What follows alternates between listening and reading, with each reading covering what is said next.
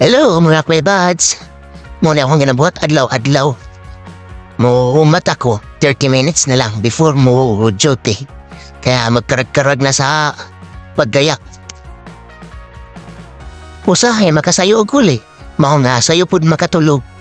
Unya makamata po ko og sayo mga alas 3. Usahay maka-exercise pa.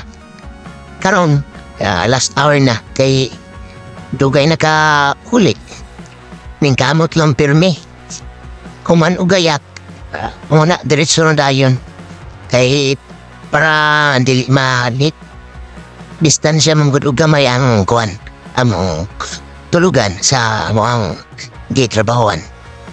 Na-excite lang pud ko sa akwang page yung Kuya Bads Moto ba.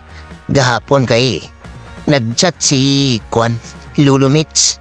Ayun, na-unlock na natin yung bonus.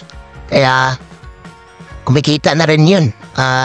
Through views, comment, yung mga reaction.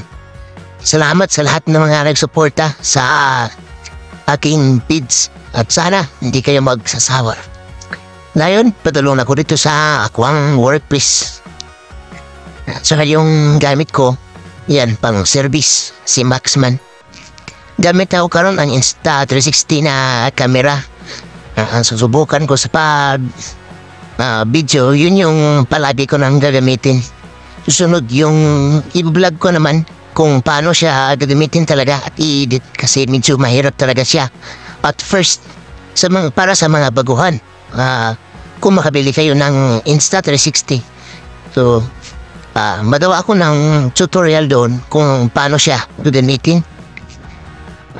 Yan lang. So, malapit na ako sa workplace ko. And, thank you sa lahat na sumusuporta sa aking vlog.